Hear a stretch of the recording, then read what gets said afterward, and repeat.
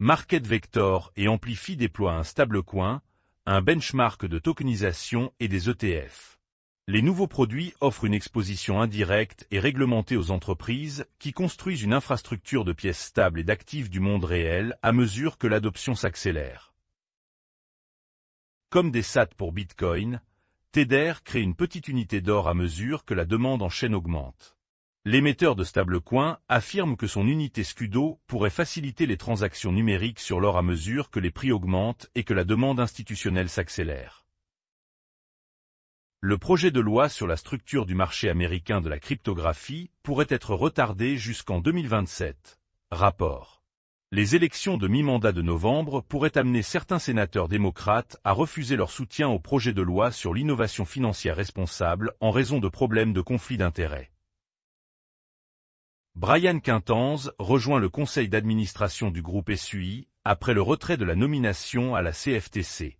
L'ancien commissaire de la CFTC et premier choix de Donald Trump pour présider l'agence rejoindra le conseil d'administration de la société d'investissement SUI Group et soutiendra la stratégie de trésorerie de l'entreprise.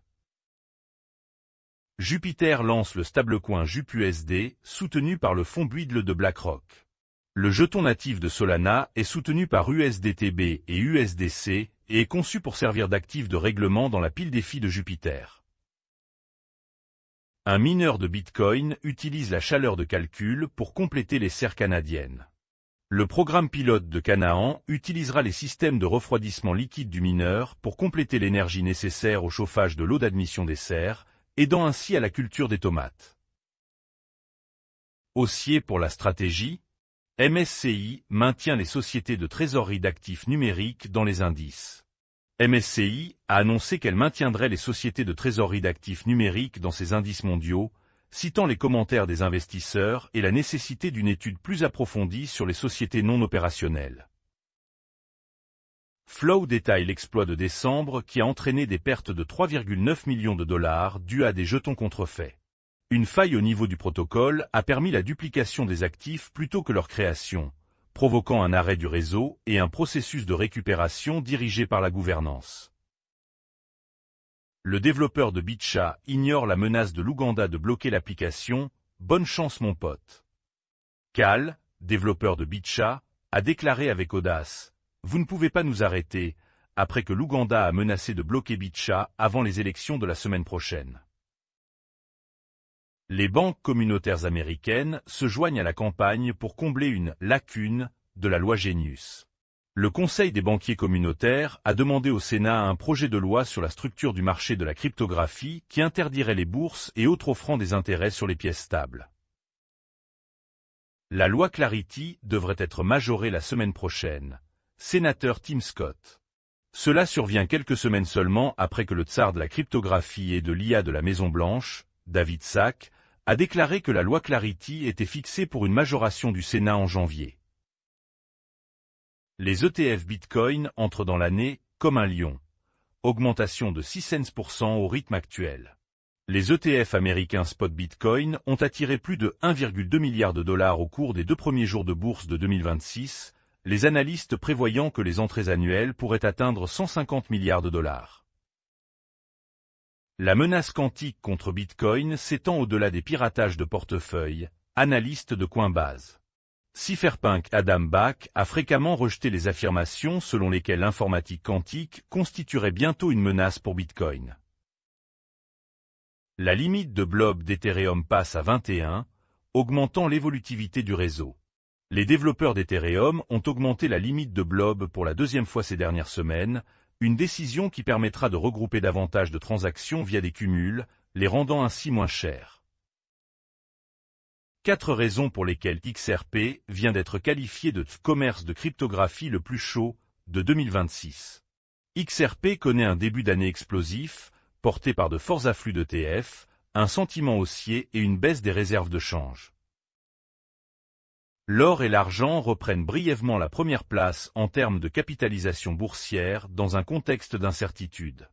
L'or et l'argent, tous deux considérés comme des réserves de valeur, ont brièvement repris leur position de 2 actifs les plus importantes en termes de capitalisation boursière. Bitcoin occupe la 8e position. L'adoption de la crypto est inévitable car le vieil argent affluera vers la crypto. Les générations plus jeunes et férues de technologie commenceront bientôt à hériter de la richesse de leurs parents et de leurs proches, ce qui pourrait rapporter plus d'argent aux crypto-monnaies. Trump dit qu'il sera destitué si les républicains perdent les élections de mi-mandat. Le président américain Donald Trump a déclaré qu'il serait destitué par les démocrates si les républicains ne parvenaient pas à remporter les élections de mi-mandat, ce qui pourrait galvaniser la résistance à son programme de politique cryptographique. La course au dirham stablecoin des Émirats arabes unis s'élargit, alors que RAK Bank obtient l'approbation de principe. L'accord de principe de RAK Bank de la Banque centrale des Émirats arabes unis pour lancer un stablecoin adossé au dirham ajoute une banque locale à la course au stablecoin des Émirats arabes unis. Ethereum et Solana s'affrontent sur ce que signifie réellement la résilience de la blockchain. Vitalik et Yakovenko de Solana exposent des idées concurrentes sur la résilience, exposant des compromis plus profonds entre souveraineté, rapidité et conception économique. Barclay réalise son premier investissement stable dans une participation dans Ubix. Barclay a investi dans Ubix, une plateforme américaine de compensation de pièces stables, marquant une avancée majeure vers la monnaie numérique réglementée et les services financiers tokenisés. Les stablecoins deviennent la plomberie principale du marché dans les perspectives 2026 de Moody's. Moody's a déclaré que les pièces stables et les dépôts symboliques évoluent vers des espèces numériques institutionnelles, avec des milliards de volumes de règlements en chaîne et des milliards d'investissements dans les infrastructures.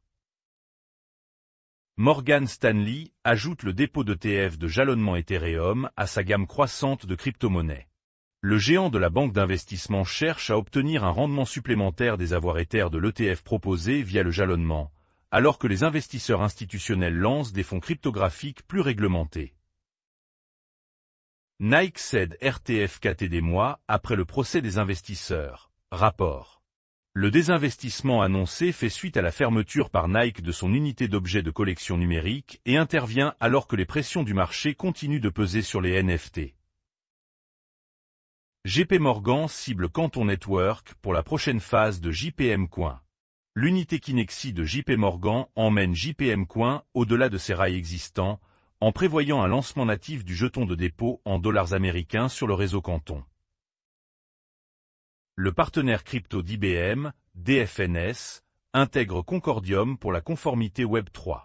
DFNS a intégré la blockchain de couche 1 de Concordium pour ajouter des portefeuilles à identité vérifiée à sa plateforme OAS alors que les institutions recherchent une adoption conforme du Web3. Le marché baissier de la cryptographie 2025 a été une année de retarification pour le capital institutionnel, analystes. Les défis et les crypto-monnaies liées à des contrats intelligents ont chuté de plus de 66% en 2025, mais les analystes soulignent la maturation des valorisations des actifs numériques en raison de l'arrivée de capitaux institutionnels. CoinFlip lance un avantage d'investissement crypto basé sur la paix pour les employés américains. CoinFlip a dévoilé une option d'investissement cryptographique basée sur la paix, alors que les employeurs et les décideurs politiques explorent un accès plus large aux actifs numériques et aux investissements liés à la retraite.